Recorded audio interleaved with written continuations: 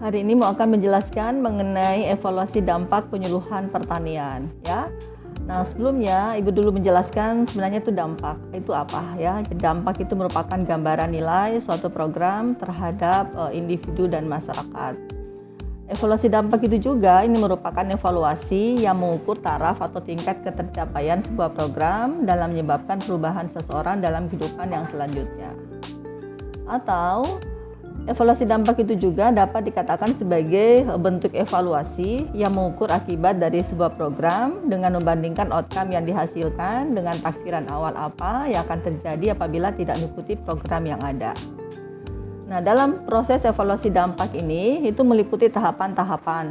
Yang pertama merumuskan tujuan, ya, kemudian mengidentifikasi kriteria yang cocok untuk mengukur keberhasilan dan untuk menentukan dan menjelaskan tingkat keberhasilan. Nah, proses evaluasi dampak ini itu dilakukan untuk mengukur tingkat keberhasilan kegiatan penyuluhan berdasarkan parameter tertentu. Misalnya yang pertama, kita ingin mengetahui perubahan pengetahuannya, sikapnya, dan keterampilan. Yang kedua, untuk bisa mengetahui efektivitas alat bantu dan metode penyuluhan pertanian. Yang ketiga, untuk melihat ketepatan materi penyuluhan pertanian. Dan yang keempat adalah untuk mengetahui penyelenggaraan penyuluhan pertanian.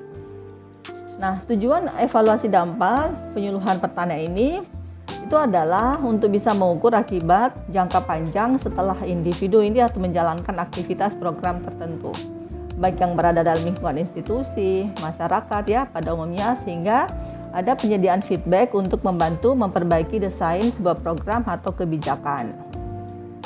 Nah, langkah kerja untuk menyusun evaluasi dan pelaporan evaluasi dampak penyuluhan ini adalah yang pertama, itu kita perlu menentukan sasaran dan objek yang akan dievaluasi. Untuk itu maka kita perlu memperhatikan program penyuluhan yang ada, misalnya pada tingkat BPP ya, atau pada tingkat kecamatan. Kemudian fokuskan perhatian pada sasaran dan objek yang akan dievaluasi sesuai program penyuluhan ya, dan kumpulkan informasi tentang apa yang akan kita evaluasi.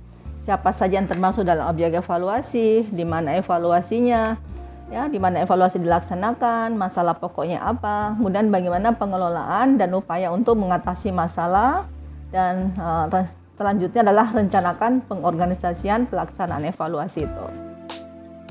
Nah, setelah itu maka pahami tujuan penyuluhan yang akan kita evaluasi. Kemudian tetapkan indikator untuk mengukur pencapaian atau kemajuannya.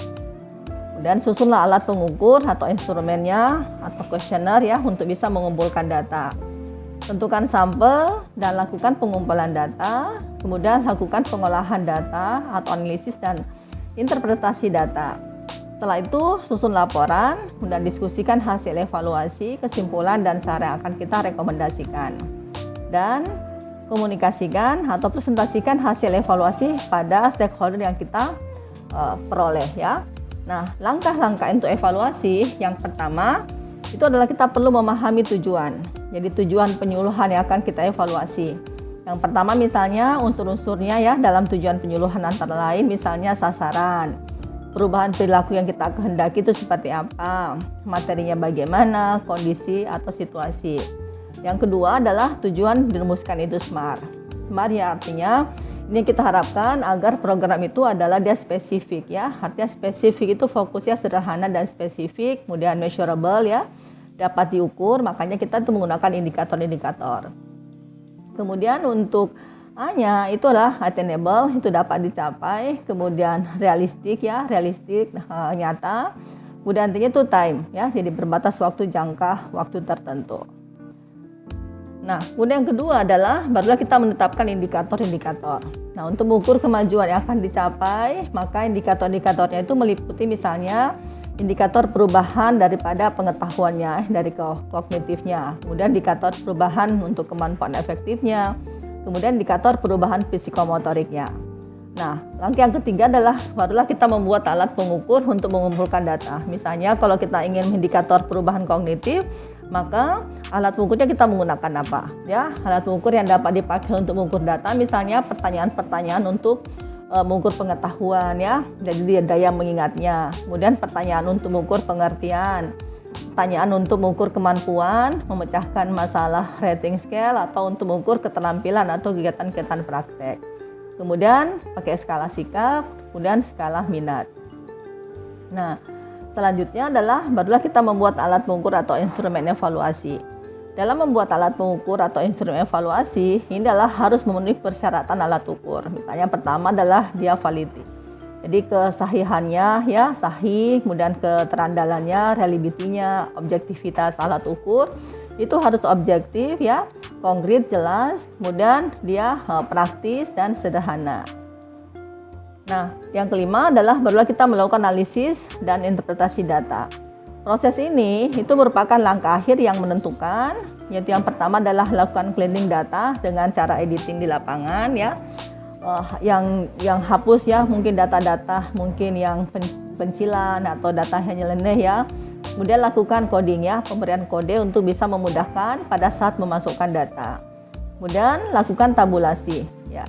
Selanjutnya analisis ya, kita menginterpretasi data dapat dilakukan dengan cara mungkin ada presentasi atau deskriptif ya, pakai modus, pakai median ya, atau pakai standar deviasi dan statistik inferensial.